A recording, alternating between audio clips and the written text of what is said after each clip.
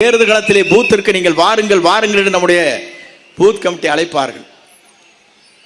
சளிச்சு போய் 6:30 மணி 7 மணிக்கு வந்து நிற்பாங்க கியூவில். ஆனால் இன்றைக்கு நிலையை பார்க்கின்ற போது 4 மணிக்கே நீங்கள் போய் 10 மணிக்குள்ள ரிசல்ட் போட்டு வந்துடுவீங்க. அதுதான் நடக்க போகுது. தளபதி தான் வெற்றி பெற்றார் என்ற வரலாறு 10 மணிக்குள்ள முடிஞ்சிரு. கவுண்டிங்லாம் வேண்டியதில்லை, கவுண்டிங் பண்ண வேண்டிய வேலை இல்லை. மே மாதம் கவுண்டிங்கிறதுக்கு வேலையும் கிடையாது.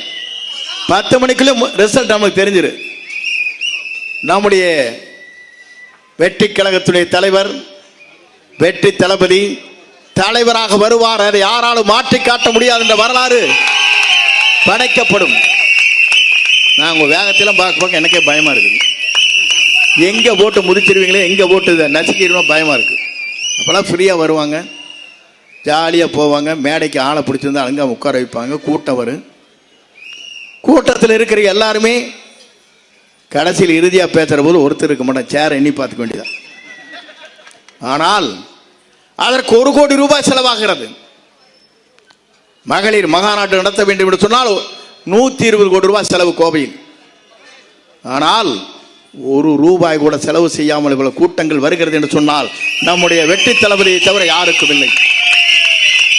நான் எதற்காக இதை சொல்லுகிறேன் சொன்னால், தமிழ்நாட்டில் பணம் கொடுக்காத வர ஒரே கூட்டம் நம்ம கூட்டம் தான். நீங்க எதை எதிர்பார்த்து வருகிறீர்கள்? எதுவும் இல்லை. நாடு நலம் பெற, நாட்டு மக்கள் நலம் பெற, இளைஞருடைய எதிர்காலத்தை மனதிலே கொண்டுதான் நல்லாட்சி தமிழகத்திலே மலர வேண்டும் என்ற நோக்கத்தோடு தான் நீங்கள் நல்லெண்ணத்தோடு இங்கே பயணத்தை மேற்கொண்டிருக்கிறீர்கள். உங்களுக்கெல்லாம் என்ன இளைஞர்களாக இருக்கிற உங்களுடைய எண்ணங்கள் என்னென்று சொன்னால், தமிழ்நாட்டில் மீண்டும் ஒரு மாற்றங்கள் உருவாக்கப்பட வேண்டும். தூய்மையான ஆட்சி தமிழகத்திலே தேவை.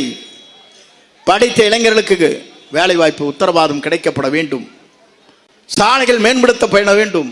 நான் ஒன்றை சொல்கிறேன், இந்த ஆட்சி மாற்றங்களுக்கு பிறகு ஒரு பாட்டில் தண்ணி 15 ரூபாய்க்கு விற்கிறதா.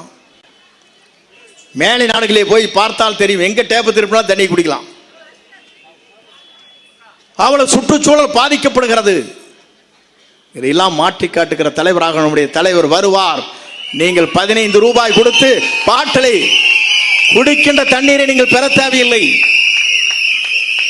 தூய்மையான தண்ணீர் எங்கு வேண்டுமானாலும் நீங்கள் குடிக்கலாம். அதை உருவாக்குவார். அந்த மனது அவரிடத்திலே இருக்கிறது. அந்த தூய எண்ணம் அவரிடத்திலே இருக்கிறது. நான் இதெல்லாம் சொல்வதற்கு காரணம், நான் பல தேர்தலை சந்தித்து விட்டு பல தலைவரோடு பேசிவிட்டு பல ஆண்டுகள் 45 ஆண்டு காலம் முருடி வருவதற்கு பிறகு உங்களை சந்திக்கிற வாய்ப்பு எனக்கு கிடைக்கும்.